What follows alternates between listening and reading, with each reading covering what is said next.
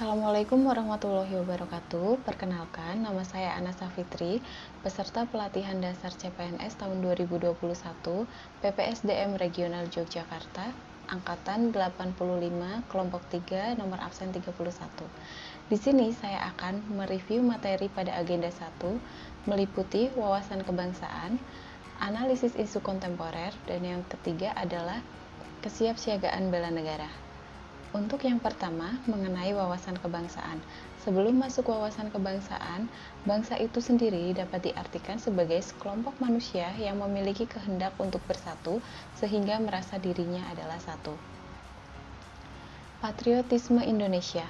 Patriotisme dapat diartikan sebagai pecinta atau pembela tanah air, suatu paham yang menjunjung tinggi semangat, sikap, dan perbuatan seseorang yang rela mengorbankan segalanya untuk kejayaan dan kesejahteraan tanah airnya. Tantangan implementasi wawasan Nusantara diantaranya adalah demografi, geografi, ideologi, politik, ekonomi, globalisasi, tribalisasi, sosial budaya, pertahanan, keamanan, dan sumber kekayaan alam. Pilar kebangsaan Indonesia, yang pertama ada Pancasila, yang kedua Undang-Undang Dasar tahun 1945, yang ketiga NKRI, dan yang keempat Bhinneka Tunggal Ika. Pancasila sebagai dasar negara Republik Indonesia, Pancasila sebagai ideologi negara, Pancasila sebagai pandangan hidup bangsa, Pancasila sebagai pemersatu bangsa. Selanjutnya, Undang-Undang Dasar Negara Republik Indonesia tahun 1945. Undang-Undang Dasar tahun 1945 sebagai hukum dasar tertulis. Undang-Undang Dasar tahun 1945 dalam hierarki peraturan perundang-undangan di Indonesia. Undang-Undang Dasar tahun 1945 sebagai alat kontrol terhadap penyelenggaraan negara. Atribut kenegaraan terdiri dari bendera, yaitu sangsaka merah putih, bahasa, yaitu bahasa Indonesia, lambang negara, yaitu Garuda Pancasila, dan lagu kebangsaan, yaitu Indonesia Raya ciptaan W.R. Supratman.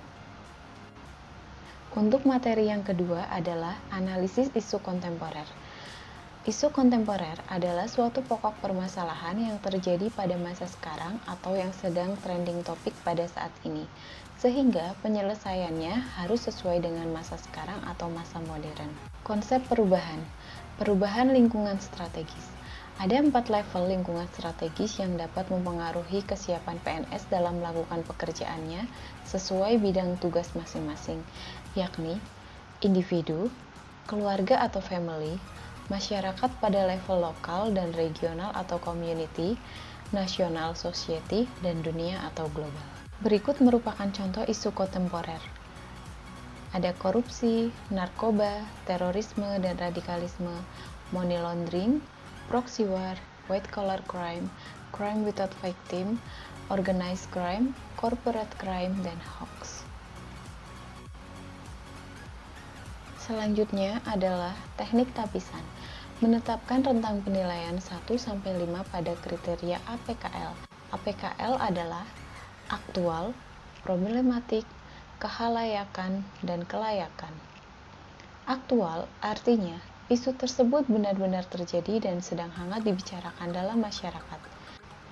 Problematik artinya isu tersebut memiliki dimensi masalah yang kompleks sehingga perlu dicarikan segera solusi yang komprehensif. Kehalayakan artinya isu tersebut menyangkut hajat hidup orang banyak. Kelayakan artinya isu tersebut masuk akal, realistis, relevan, dan dapat dimunculkan inisiatif pemecahan masalahnya.